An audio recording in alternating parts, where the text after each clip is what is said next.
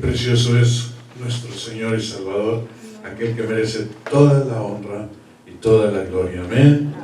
Aleluya. Vamos a estar hablando hoy un poco acerca de la epístola de Pedro, la primera epístola universal del apóstol Pedro, y se refiere precisamente a un tema que es vigente y presente, y dice: nacidos de nuevo a una esperanza viva. Y cuando yo estaba poniendo el título de este tema, me preguntaba a mí mismo, ¿cuántas veces no hemos nosotros deseado iniciar o que nos den una nueva oportunidad? Y en esa nueva oportunidad, cuando se presenta, tenemos una esperanza de que, pues, de hacerlo mejor. Por ejemplo, cuando tú recibes un perdón de alguna cosa, y puede ser como un niño pequeño que le dan una nueva oportunidad, o cuando estás tomando un examen y te dan una oportunidad de tomarlo de nuevo. ¿Cuál es tu esperanza? Pues de pasar el examen. ¿Sí? ¿Qué hay de aquellos que, por ejemplo, tuvieron un problema financiero, tuvieron una bancarrota? ¿Qué es el deseo de esa esperanza? Que cuando te aprueben y comiences de nuevo, pues tengas unas mejores finanzas, ¿no es verdad? Entonces, si nosotros tomamos todo esto y vamos a la esperanza de algo nuevo, nacer de nuevo, y esto es lo que es el tema que está hablando el apóstol, dice: nacer de nuevo a una esperanza viva. Entonces, hemos tenido nosotros la oportunidad de volver a empezar, y volver a empezar para hacer las cosas mejores, pero ya no conforme a mi fuerza, porque eso es lo que hemos hecho hasta antes de conocer a Jesús.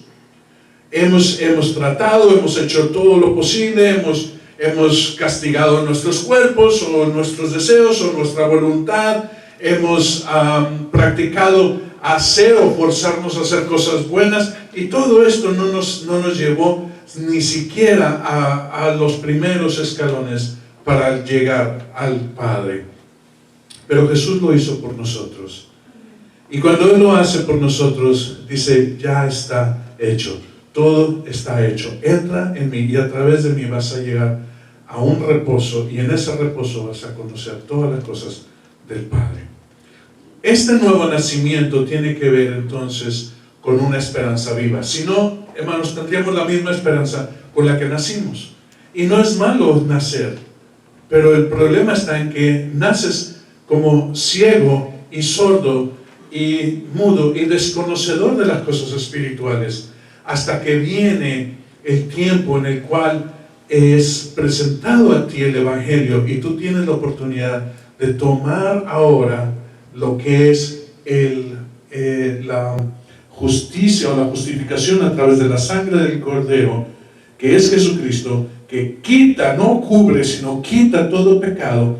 Y ahora, como nosotros lo hacemos en el bautismo en agua, bajamos nosotros, morimos con Cristo para resucitar en Cristo. Entonces, vamos a entrar nosotros a la palabra, y vamos a ir al libro de Primera de Pedro. Primera de Pedro, si tú vas al último libro, que se llama Apocalipsis, y vas un poquito atrás, te vas a encontrar con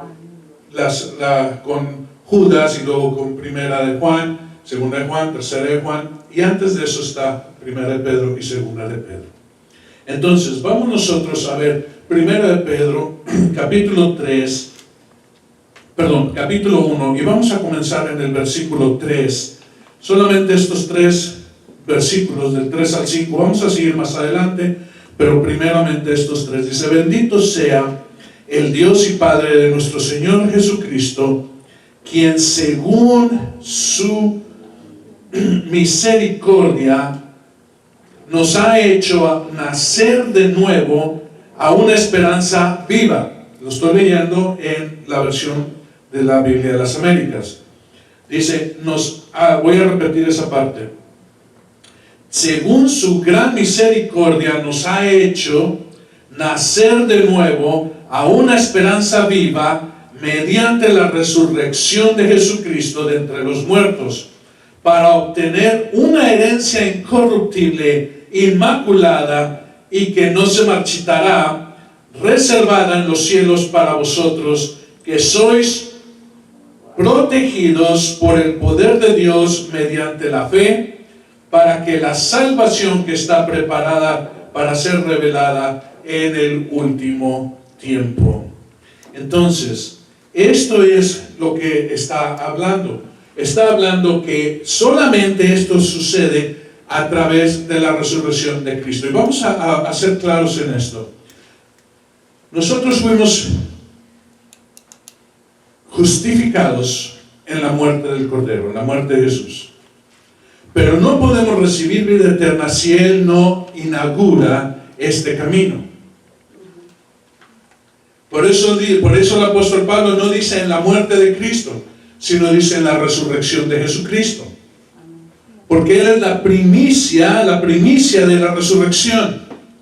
Aquel que es capaz de vencer la muerte. Por tanto, nosotros no tenemos esperanza en una vida como la conocemos, sino en una vida superior, en una vida espiritual, en una vida que va más allá de lo que es lo natural.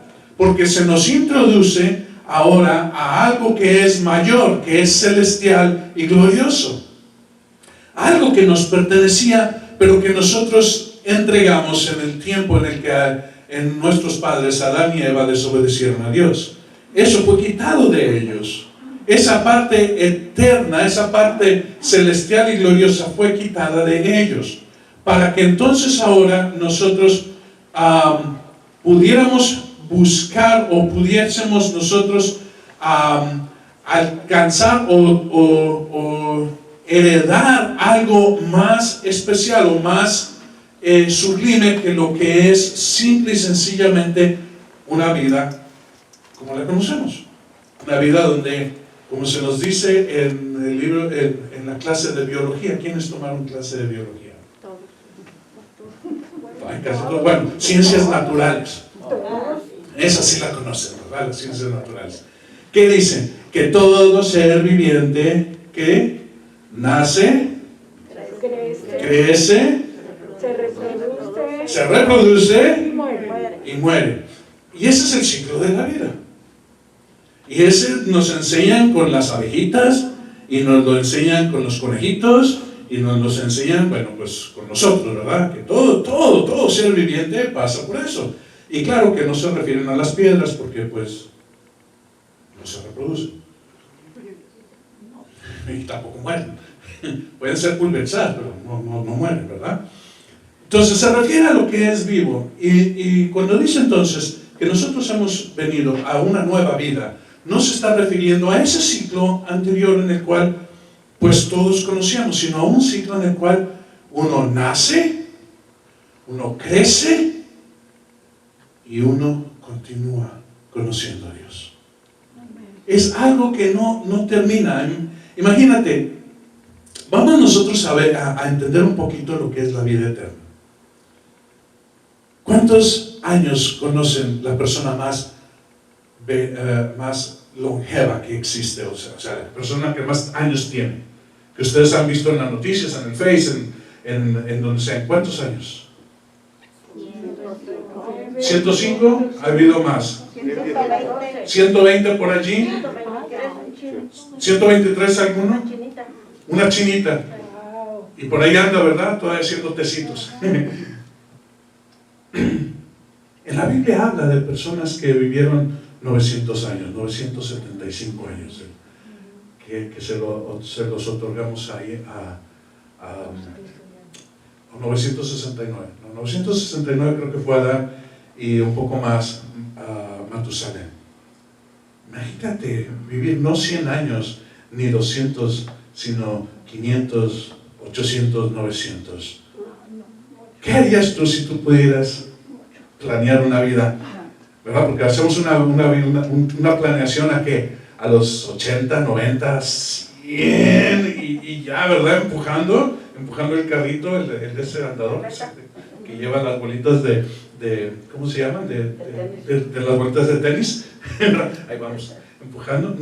¿Qué tal si tú hicieras planes así más allá? ¿Verdad? Como nuestro padre Abraham, que a los 100 años tuvo un hijo. A los 100 años tuvo un hijo. Y todavía vivió 75 años más para disfrutar de ese hijo. Pero más allá, y más allá, a que pasemos nosotros, entendamos lo que es la eternidad. La eternidad es algo que Dios ha puesto en nuestros corazones y nos ha dado a nosotros esa esperanza. Y entonces cuando dice una esperanza viva, está hablando de algo que no termina. Hay esperanzas, y hay esperanzas como yo espero que mi higuera dé higos este año. Y esa es mi esperanza, que tenga una buena cosecha de higos. Pero va a venir el tiempo en el que va a morir como mi ciruelo murió y ya no dio higos y tuvimos que... el ciruelo no da higos. El tiempo en el que mi ciruelo dejó de dar ya sus ciruelas y se secó y tuvimos que cortarlo. Pero tenemos nosotros algo mejor, algo nuevo. Entonces es mediante la resurrección de Jesucristo, no mediante su muerte, sino mediante su resurrección. ¿Por qué? Porque nos ha dado a nosotros el tener vida eterna. Y esta vida se encuentra en Él. Obteniendo una herencia incorruptible e inmaculada, dice que no se va a podrir, que no va a marchitarse. Esto es una vida que no va como nosotros esperamos y decimos, pues hasta que Dios nos dé, esperamos envejecer juntos. Esperamos, ¿verdad?, hacer el chocolatito, abuelita, siendo abuelitos, ¿verdad? Chaca, que chaca y chaca. No, hermano, si no es algo que no se deteriora, sino al contrario, continúa. Y esta es la esperanza de la cual está hablando el apóstol. Entonces, entramos nosotros a esto, y dice en el libro de Romanos, capítulo 8. Libro de Romanos, capítulo 8, y ustedes saben que ese es uno de mis capítulos preferidos de la Biblia, el capítulo 8 del libro de Romanos, y dice en el versículo 23, dice de esta manera, y no solo ella, está hablando de la naturaleza, está hablando de nuestra esperanza también. Dice, no solo ella, sino también nosotros mismos, que tenemos las primicias del Espíritu, aún nosotros mismos gemimos en nuestro interior, aguardando ansiosamente la adopción como hijos, la redención de nuestro cuerpo. Porque en esperanza hemos sido salvos, pero la esperanza que se ve no es esperanza. Pues, ¿por qué esperar lo que uno ve? Pero si esperamos lo que no vemos, con paciencia lo aguardamos. Déjame explicarte. Si nosotros esperamos una vida eterna, conforme los médicos lo hablan, es algo que está visto, porque los médicos te están dando medicina para alargar tu vida. Hace unos 50 años, el promedio de vida no pasaba de 75. De hecho, en eso se basaron las compañías de seguros para hacer los seguros de vida, contando que la mayoría de las personas a los 75 años iban a morir. No contaban con que la ciencia iba a avanzar, y ahora tenemos personas de 95, 96, 80 para arriba, andando aún con plenitud de vida. Esto les ha causado muchos estragos a estas compañías. Pero ¿qué es la esperanza que tenemos nosotros en la ciencia? Es una esperanza en lo que se ve, en lo que pueden arreglar. Pero esto no es lo que está hablando Dios. Lo que está hablando Dios es algo que está fuera de lo que nosotros podemos ver. Por tanto, dice, lo que no se ve, esa es la esperanza viva. Porque si vamos a esperar algo que conocemos, pues entonces no es esperanza. Es algo que bueno, pues ya me tocará. O no me tocará, pero no sé. Pero aquí está hablando de algo seguro, que tenemos vida y una vida eterna, que es sobrenatural, espiritual, fuera de lo que es conocido, ¿sí? Es algo que nosotros esperamos, y esperamos con paciencia. Qué difícil palabra, ¿no es verdad? paciencia. Algo que muy difícilmente nos llena de gozo, porque tenemos que esperar, pero esperar en paciencia. ¿Hasta cuándo, hermano? Hasta que Dios lo traiga, hasta que Dios lo pueda, porque no es algo que nos corresponde a nosotros. Y de nuevo, regresando a la primera de Pedro, nos dice: aunque ahora, por tanto, te halles en diversas pruebas, no temas, no tengas temor. Dice, porque aunque ahorita por este tiempo tú tengas pruebas o estés pasando por aflicciones, como estamos pasando, dice, pon tu esperanza en lo que está más allá. Una forma muy fácil de entender esto es cuando está el tiempo nublado, como ahorita que está nublado afuera. ¿Hay sol o no hay sol? Bueno, si tú sales dices no hay sol. Claro que hay. Si no, pues en 8 minutos nos morimos todos, nos congelamos, ¿verdad? ¿Hay sol o no hay sol? El sol siempre está. ¿Pero qué impide que veamos el sol? Las nubes, que representan las pruebas, las dificultades, las circunstancias. Pero la justicia de Dios está ahí, permanece. La bendición de Dios está allí, es constante. ¿Qué es lo que tenemos nosotros que hacer entonces para recibir esa bendición o esa luz o la luz del sol? Pues pedir que se quiten las nubes. Es así de sencillo. Entonces nuestra esperanza está en que no haya nubes. Y si nosotros no podemos quitar las nubes, porque ¿quiénes de ustedes pueden salir y decirle a las nubes que se vayan? Así se lo pueden decir, pero no creo que te obedezcan. ¿Qué hacemos? Pedirle a quien puede mover las nubes.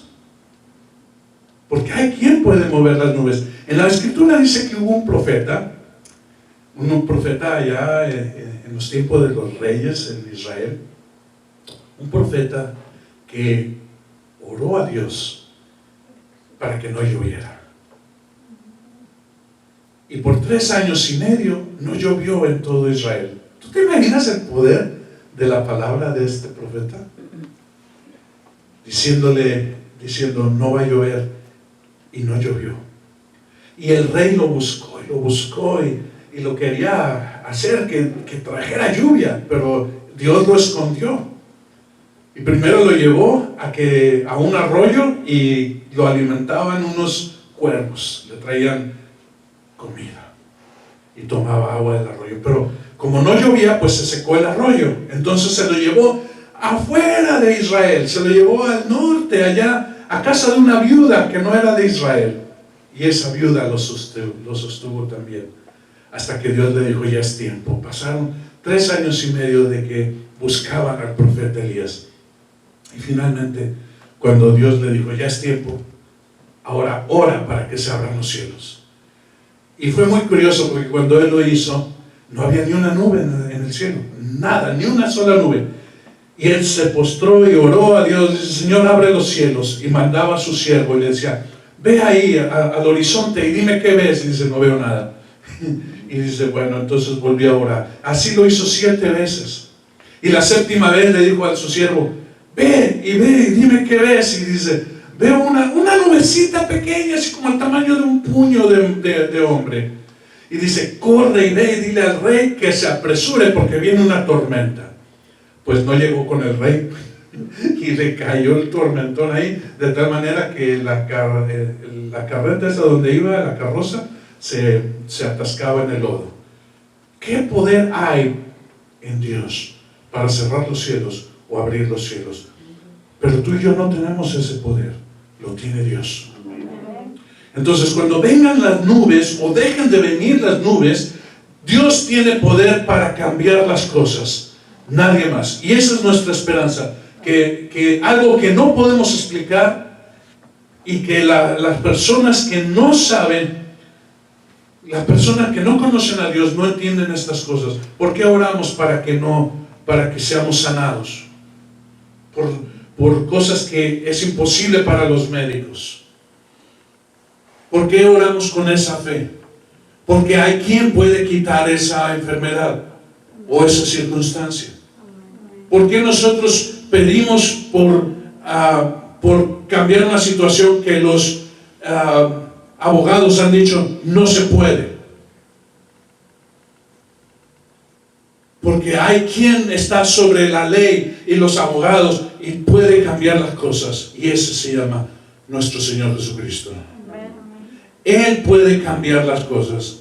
Cuando los consejeros matrimoniales dicen no hay solución, ustedes tienen que separarse. Yo tengo muchos ejemplos de personas que vinieron y oraron a Dios y Dios cambió las cosas y están unidos al día de hoy. Amén.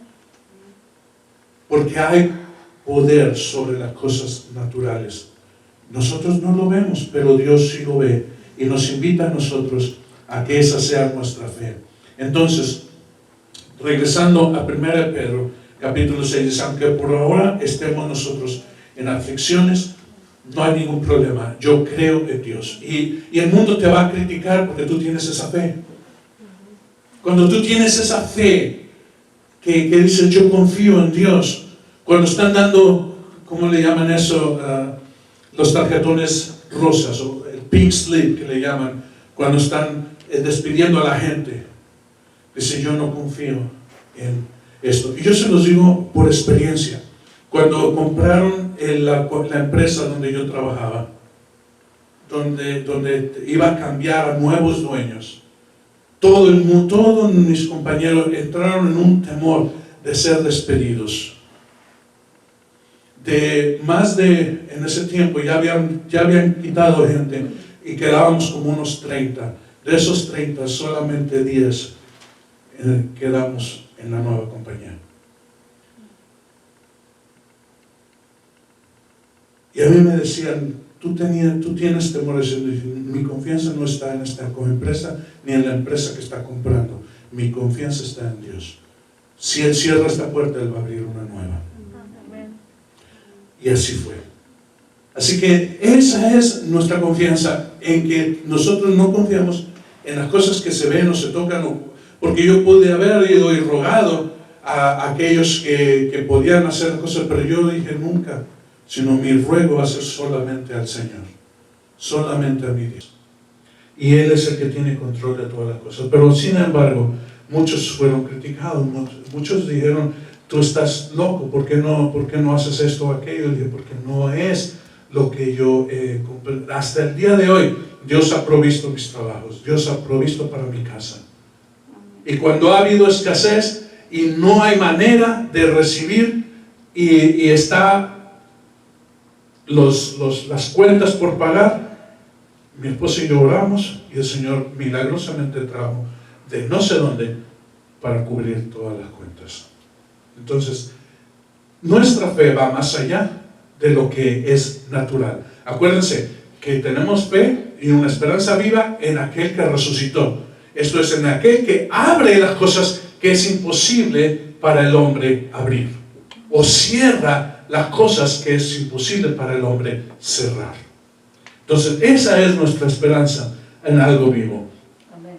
¿Y cuál es entonces el resultado de nuestra fe? En el siguiente versículo, en el versículo 7, de hecho vamos del 7 al 9, dice, para que la prueba de vuestra fe, más preciosa que el oro que perece, aunque probado por el fuego, sea hallada que resulta en alabanza, gloria y honor en la revelación de Jesucristo, a quien sin haberle visto le amáis, y a quien ahora no veis, pero creéis en él, y os regocijáis grandemente con gozo inefable y lleno de gloria, obteniendo como resultado de vuestra fe la salvación de vuestras almas. Entonces, fíjense bien, que nosotros tenemos que nuestra prueba o nuestra fe, que está probada por las pruebas, que ha sido pasada por esa medida, dice, ahora resulta en alabanza, en gloria,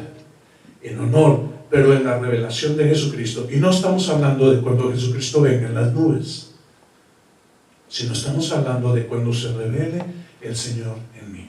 Le preguntaron a un niño, ustedes conocen esta historia, le preguntaron a un grupo, dividieron en un lugar, dividieron niños y adultos.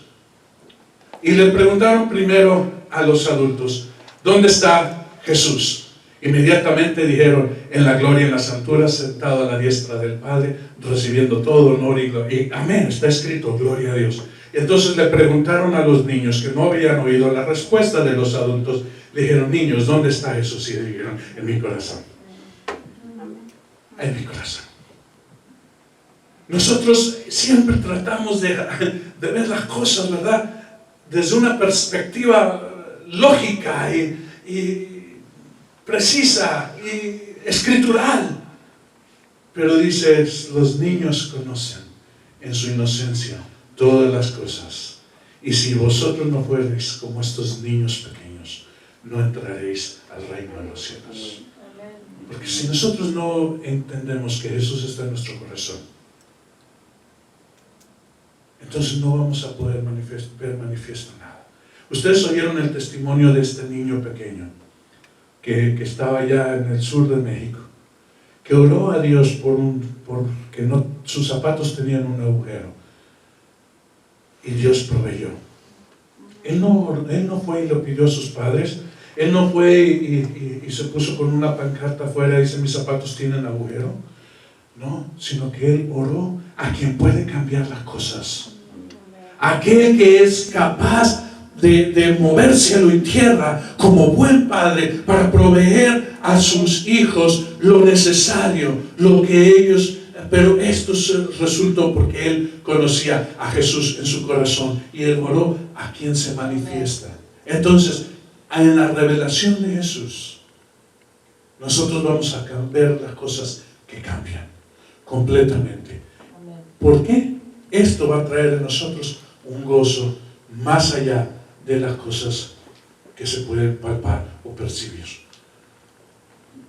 De nuevo, mi higuera, voy a regresar a mi higuera. Mi higuera está ahorita con todas las ramas cortadas.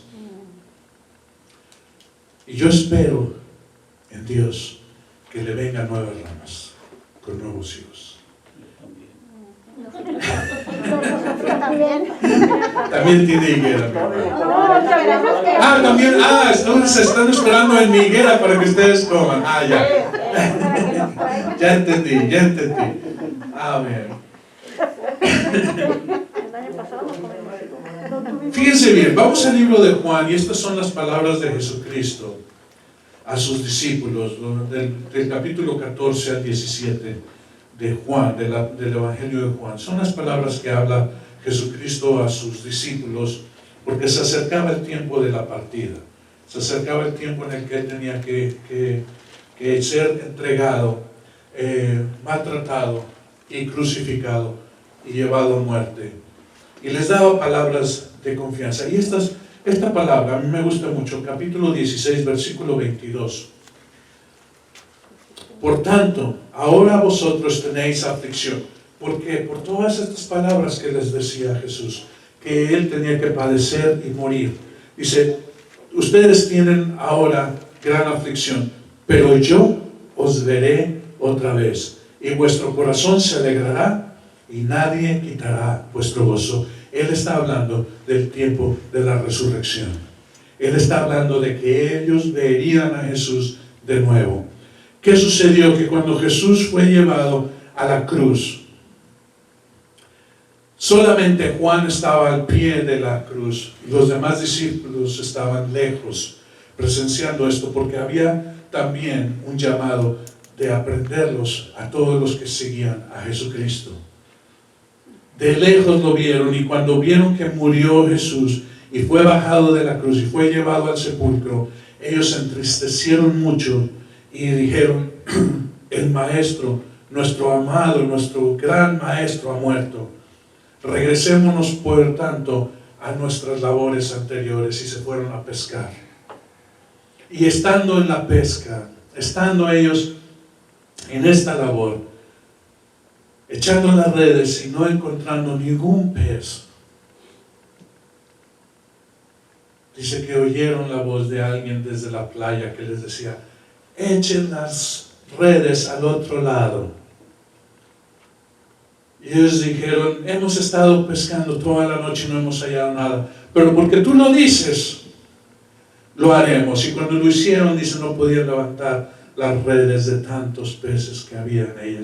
Inmediatamente Pedro reconoció a Jesús. Dice, este no puede ser otro que mi Jesús. Y se echó al agua y se fue nadando mientras los otros traían las redes, la barca con los peces. Él se fue nadando allí y llegó a los pies de Jesús. Y Jesús, ¿qué creen? Ya les tenía el desayuno preparado.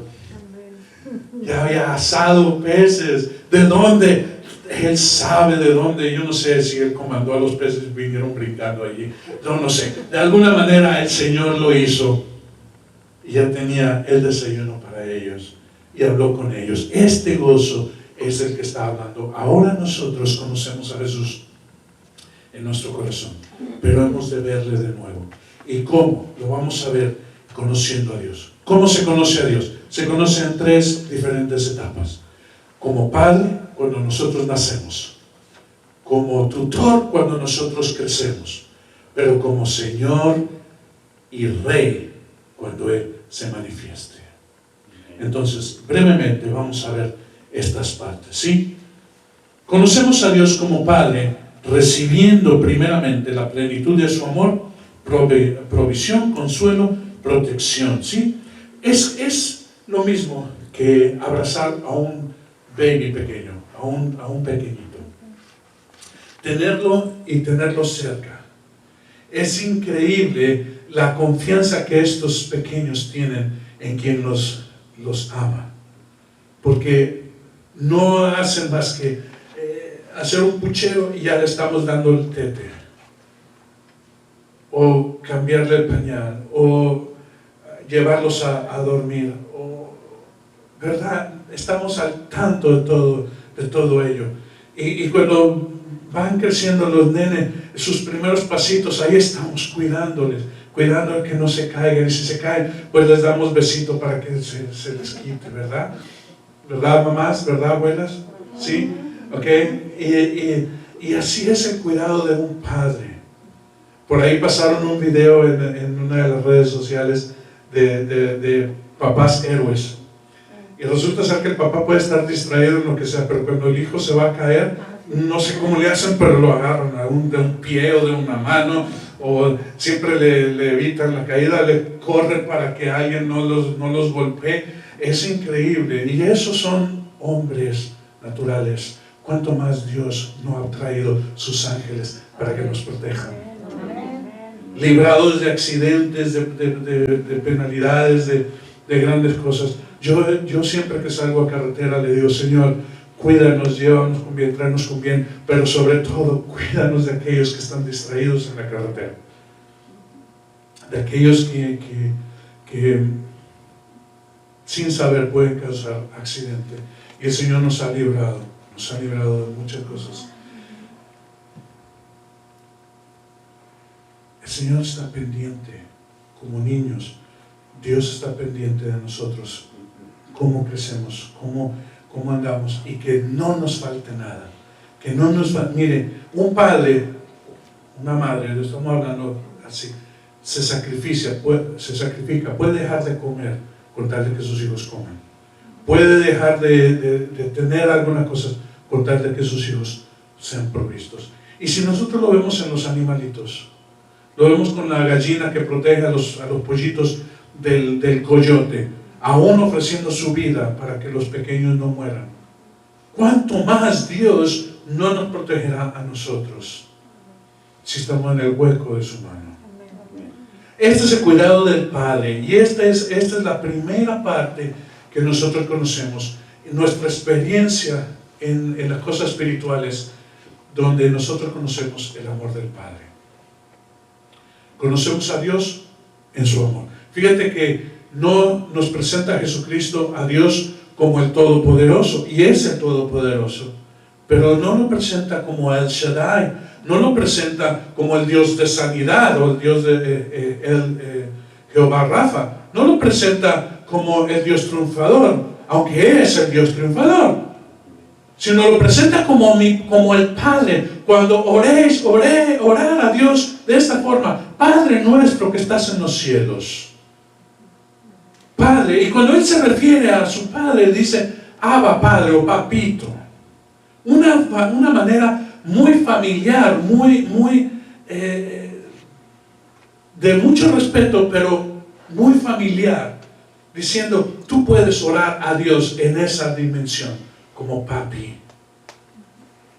Cuando estamos nosotros en dificultades. Yo me recuerdo cuando yo estaba en la escuela, en la edad de ir a la escuela todos los días, y muchas veces había muchachos que querían hacerme algún mal, y yo le oraba a Dios, y Dios me protegía. Dios me libraba de estas cosas. Y en muchas ocasiones yo oré a Dios para que pudiera pasar un examen. Yo creo que esa es la oración de todos los estudiantes, ¿verdad? Pero sobre todo cuando el examen iba a ser muy difícil, le decía, Señor, ilumíname, que me recuerde yo las cosas. Y si no sacaba mi acordeón, no, esa es otra cosa. Decía, Dios, yo estoy contigo. Yo estoy contigo. Y no importa la situación, Papi Dios, tú, nuestro Padre, está allí.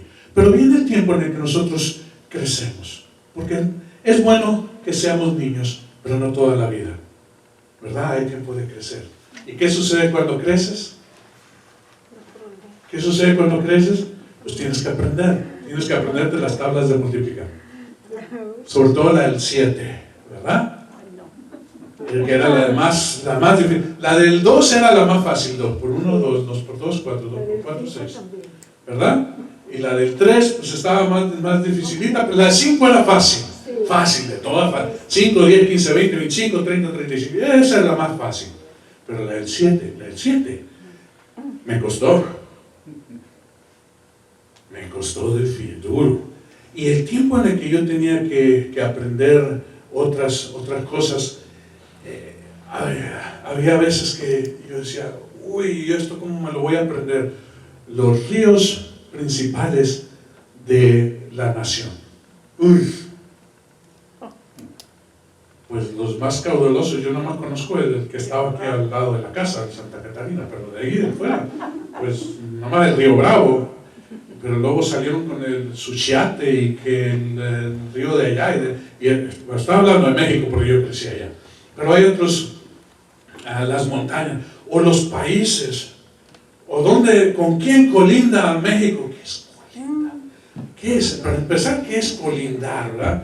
¿Cuáles son las fronteras de México? Pues fácil, Estados Unidos y Guatemala. No, también está Belice. Que no se te olvide.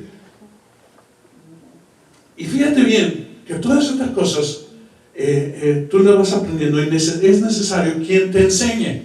Por eso nosotros vamos a la escuela y hay maestros. Pero también hay tutores. Y los tutores son aquellos que de uno a uno te enseñan algunas cosas, como por ejemplo el arte de tocar el piano, o el arte de la pintura, o cómo tú puedes cantar si tienes voz de cantor o cantora. Yo creo que yo nunca pude pasar por allí, pero ese es un tutor, aquel que está contigo todo el tiempo. Y Dios en la persona del Espíritu Santo es nuestro tutor, donde somos enseñados en todo por el Espíritu Santo hasta llegar a la estatura del varón perfecto. Y fíjate bien que esto nos lleva a nosotros a ser investidos del poder de lo alto. Como dijo Jesús, no se vayan de Jerusalén hasta que no sean investidos del poder de lo alto.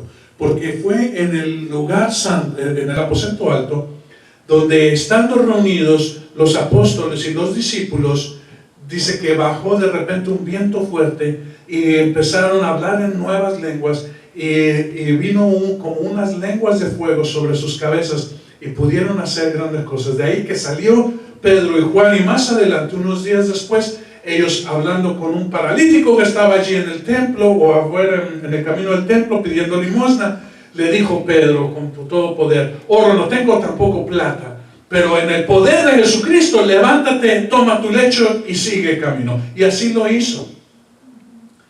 Con el mismo poder que tuvo Jesús, haciendo milagros y señales, ahora los tenían también los discípulos, porque fueron enseñados en esa manera, en el poder de Dios. Entonces ahí es donde tú desarrollas los dones espirituales, ahí es donde tú ejerces lo que es el fruto del Espíritu: amor, gozo, paz, paciencia, benignidad y todos los demás.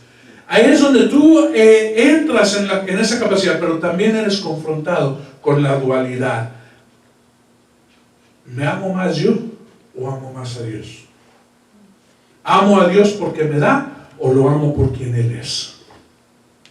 Es donde tú y yo tenemos que ser también enseñados a morir a nosotros mismos. Dice, híjole, ya es un poco más difícil. Sí, pero también tiene que pasar por esta enseñanza. Si tú quieres llegar a crecer a la estatura de un varón perfecto, tú tienes que pasar por esta parte también. Es bonito y hermoso tener el poder de Dios, pero es también necesario que tú aprendas a menguar para que el Señor crezca. Como dijo el apóstol, que sea Cristo en mí y no yo. Cristo en nosotros.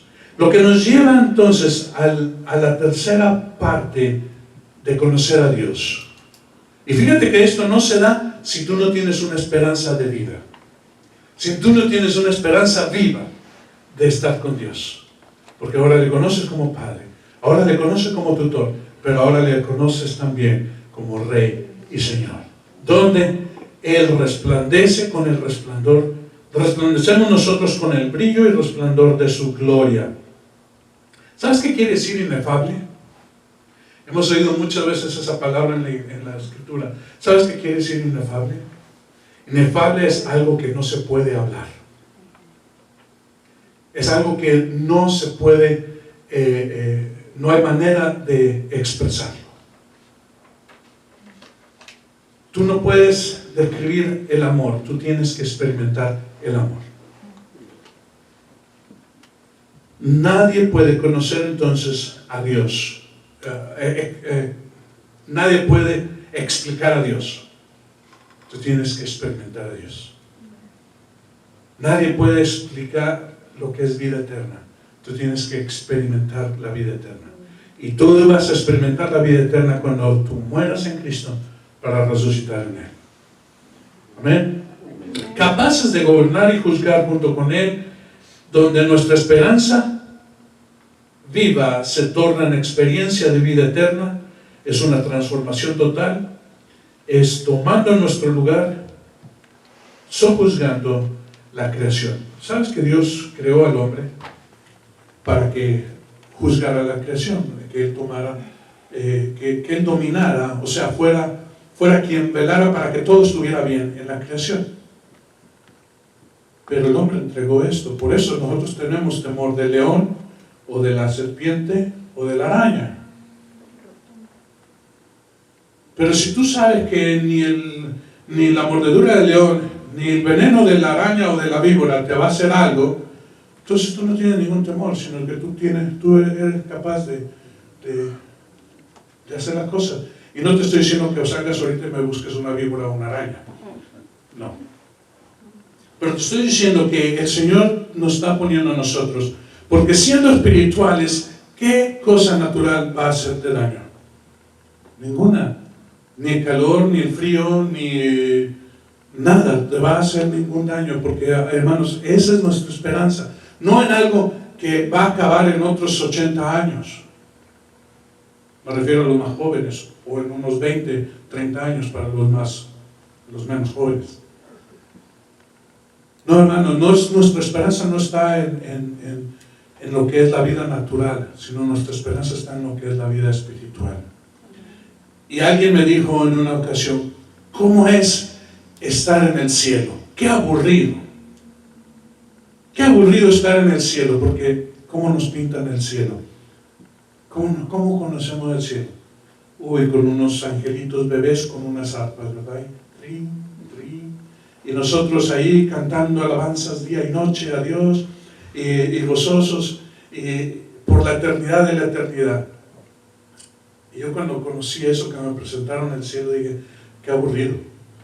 Y en verdad, qué aburrido. Pero el cielo no es algo natural, porque eso es lo que nosotros nos imaginamos. sino el cielo es algo más espectacular. Es conocer a Dios. Y conociendo a Dios, hermano, tú vas a conocer todos los aspectos de lo creado, que es visible y lo que es invisible. Y cuando yo estaba en una de estas veces, pidiéndole a Dios que me mostrara qué es esa magnitud de estar en los cielos, o sea, de estar en la presencia de Dios, me dice, es como ir a una isla muy grande, estilo Australia, donde vas a conocer las planicies y las montañas y los desiertos y los mares y todo. Y dice, pero va a llegar un tiempo en el que ya lo conociste todo. Entonces, ya han pasado muchos miles de años. Dice, ¿y ahora qué, Señor? Dice, bueno, esto es solamente una islita pequeña. Hay una isla más grande que tú vas a conocer. Dije, ¿qué pasa cuando conozca todo eso? Dice, entonces habrá otra isla. Y habrá otra isla y nunca se van a acabar. Y eso es lo que estaba diciendo el Señor. Las experiencias en el Señor nunca terminan. Son todas hechas nuevas, como dice el salmista. Cuando tú crees que ya has conocido todos los pajaritos que hay y todos los sonidos que hacen, Dios te va a sorprender con un nuevo sonido. Todavía los biólogos, hablando de los biólogos, van y descubren al día de hoy, en el pleno siglo XXI, todavía descubren nuevas especies. Y no de insectos, sino de animales, aún de mamíferos. No se diga de lagartijas o ranas o esas otras criaturas.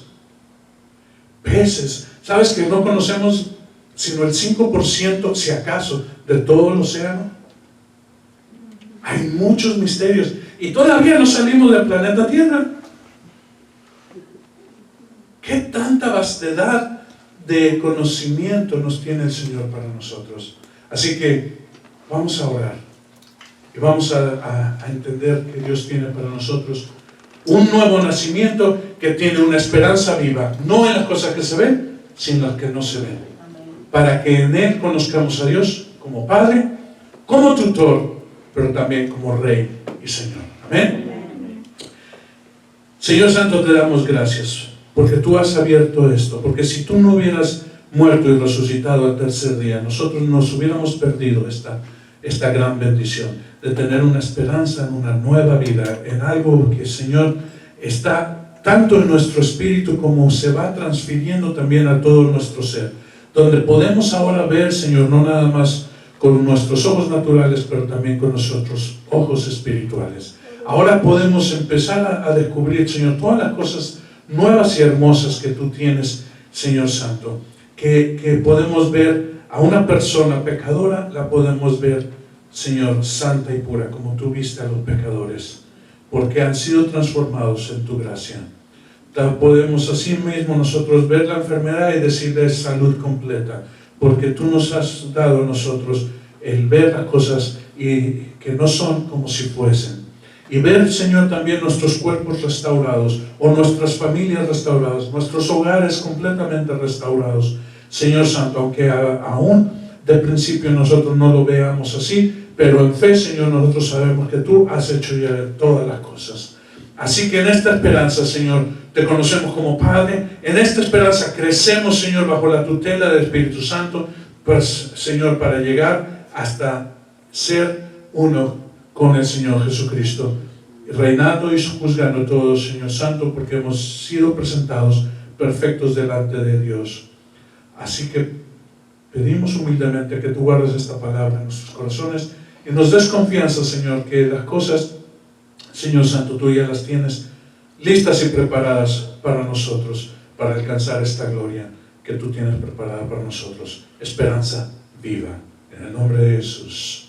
Amén. Amén, Señor.